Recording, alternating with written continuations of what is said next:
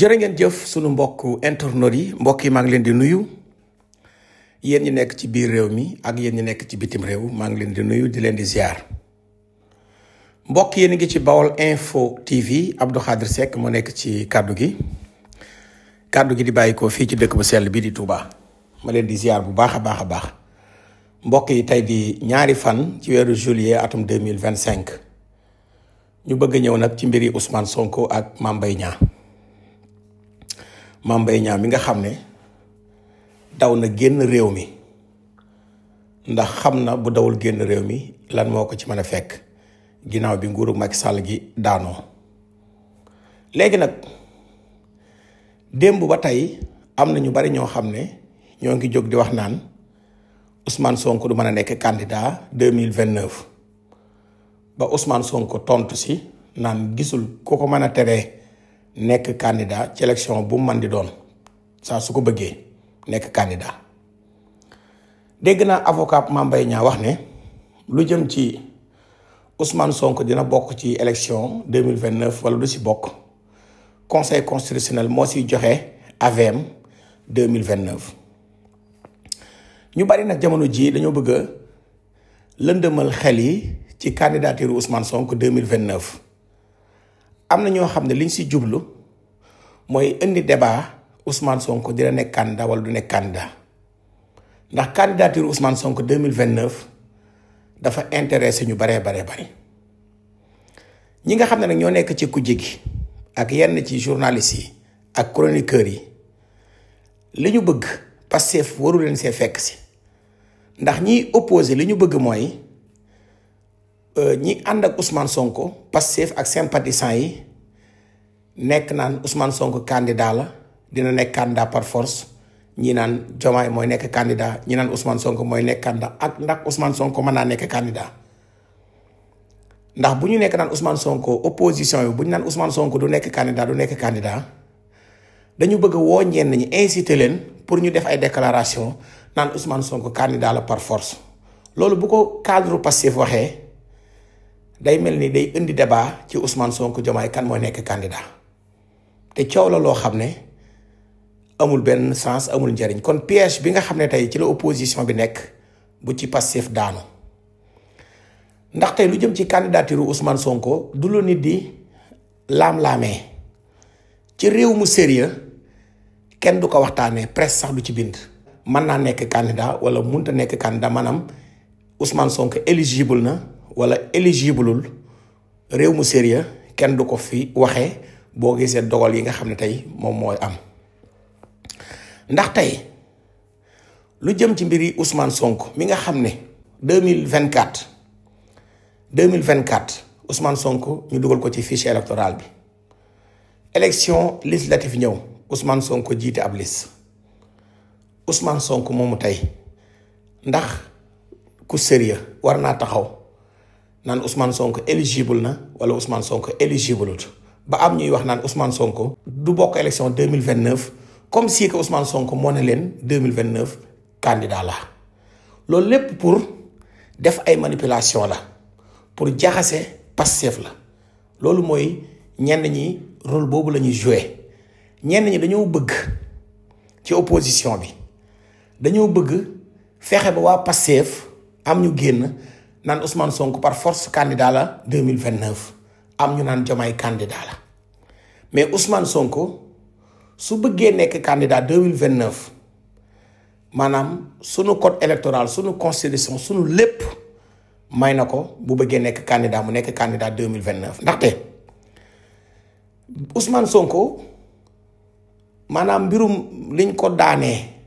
liñ ko doon toppe lépp nag mbirum politique la ak mbirum tappale loolu kenn nattable wu ko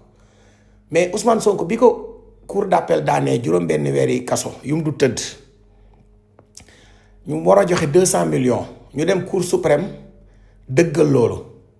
bi ko cour suprême dëggalee cour suprême si boppam moo ne diffamation infraction politique la léegi comme cour suprême moom moo ne diffamation infraction politique la bu amnistie bi effacé lépp luy politique kon loolu ñu daanoon Ousmane Sonko dafay nasax 200 millions yi contrainte par corps lañ waxoon Cour suprême na contrainte par corps munta am ci diffamation loo xam ne infraction politique la. kon bi amnistie bi ñëwee si la effacé juróom benn weer yi nga xam ne daaroon nañ ko Ousmane Sonko maanaam Ousmane Sonko kon mën naa bokk ci ay élection loolu moo tax 2024 mu nekk ci fichier électoral bi loolu moo tax élection yi si topp élection législative yi Ousmane Sonko jiite woon li nga xam ne tey mooy ab liste. ndax rabat d'arrêt mooy loo xam ne Cour suprême wax na ci ba pare àndoo ci li Cour suprême wax nga jàpp ne njuumte am na si ay erreur am na si nga sàkkuwaat rabat d'arrêt ci Cour suprême ngir ñu solliwaat mbir mi saytu ko chambre yi nekk Cour suprême ñoom ñooy dajee seen biir saytu ko génn seenub dogal maanaam ci gàttal amul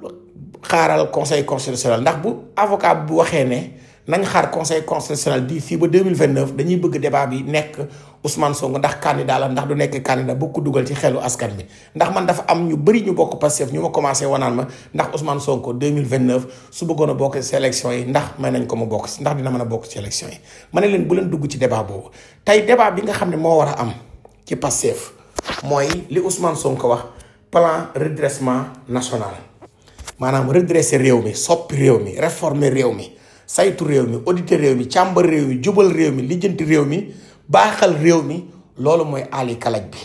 mais Ousmane Sonko candidat la 2029 ak du candidat ak man ndax mën naa nekk candidat loolu du débat bi te Pastef bu ñu nangu ñu leen di dugal ci débat boobu. léegi nag am na ñu bari tamit ñoo xam ne ñooñu wax naan Ousmane Sonko ñu ko war a jàppale ñëpp ñu ko war a soutenir ñu ko leen daal laa mën a wax mooy ñëpp ñi nga xam ne ñoo nekk ci gouvernement maanaam képp ku am ndomba tànk képp ku Sénégal yi fal moo xam président assemblée nationale président de la république moo xam ministre moo xam DG képp ku mën di doon Ousmane Sonko néew doole enragé wu la képp koo xam ne yaa ngi fi bokk ci régime bi Ousmane Sonko am doole mooy jàmmi réew mi ndax tey Ousmane Sonko moo protégé ñii ma tudd ñëpp ku nekk fa nga nekk Ousmane Sonko moo ne Sonko mooy Diomaye campagne bi ne Diomaye nekkal président dem élection législative campagnal ko boppam gagné bi ne El Malick nekkal président assemblée nationale. kon jàpp naa ne doole Ousmane Sonko moom la ñi nekk ci régime bi ñëpp ci lañ war a wagar di aar Ousmane Sonko ndax bu Ousmane Sonko néewee doole ñi si des ñëppay néew doole maanaam Ousmane Sonko moo leen di protéger moo leen di aar mooy fexe ba ngelaw li du leen laal mooy fexe ba taw bi du leen laal mooy fexe ba naaj bi du leen laal mooy fexe ba dégg du leen jam. Ousmane Sonko moomu nag aar leen ci loolu ñi nga xam ne ñoo nekk ci régime bi ñëpp dañu war a focus ci luy aar Ousmane Sonko di focus ci lu koy may doole. loolu mooy intérêt ñi nga xam ne tey ñoo nekk ci régime bi am na nag ñoo xam ne bu ñu leen falee rek dañuy làqatu toog fañ toog ak seeni privilège du ñu mës a génn jàppale Ousmane Sonko wala communiquer ci Ousmane Sonko bi nga xam ne mooy chef gouvernement bi. ki nga xam ne mooy président Diomaye saa su defee déclaration di ngeen gis mu yëkkati ay kàddu jëmale ko ci ki nga xam ne tey mooy Ousmane Sonko muy loo xam ne Sénégalais yu bëree bëri rafetlu nañ ko. Ousmane Sonko li tax mu ne mbiri Mame Mbaye Niang mii dañ koy yóbbu fa mbaxana doonee benn àtte ko loolu am na ci droit ndax bu ñu àttee mbir ba pare bu dee am na lu bees lu ñëwaat loolu dañ ko mën nañ ko àttewaat te Ousmane bu leen fàttale mbiri Mame Mbaye Niang moo tax Ousmane Sonko nekkul candidat waaye moo tax tamit ay nit faatu ndax biñ ne Ousmane Sonko du nekk candidat am na ñu ca faatu comme ay bakkan rot na ci loolu dañ ko war a leeral non seulement war nañu leeral ne Ousmane Sonko li mu waxoon ne rapport am na dëgg la mais la nekk ci biir rapport bi aussi war nañ ci ubbi enquête te war a def ay jéego fu Mame Mbaye Niang nekk ñu jéem koo indi ki nga xamante ni mooy premier ministre Ousmane Sonko président Pastef ñaxtu na ci li nga xam ne moo jëm ci yorinu réew mi mal gouvernance maanaam manque de transparence mooy li mu fi waxoon ci conseil des ministres attaqué na ñenn ci magistrat yi nee na yenn ci magistrat yi dañoo jubadi dañoo dënk ñenn ñi dañoo nangam sàngam Ousmane Sonko am na ñu naan dafa war di agir maanaam di jël ay dogal mais dafa am loo xam ne man Ousmane Sonko fa la yem Ousmane Sonko ku xam àdduna la waaye du caage ne Ousmane Sonko daf la jàppale ba nga nekk président wala daf la jàppale ba nga nekk président assemblée nationale que Ousmane Sonko day ëppal ci yenn yi ndax ñépp xam nañ ne Ousmane Sonko mooy Diomaye waaye jëmmi Ousmane Sonko nag mu nekk président de la république ak Ousmane Sonko mu nekk premier ministre bokkut am na wuute.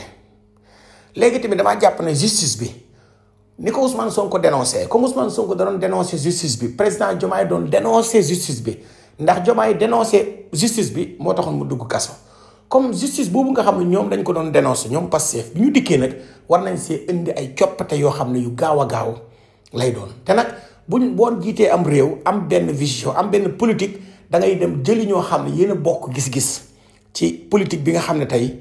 moom nga bëgg a def.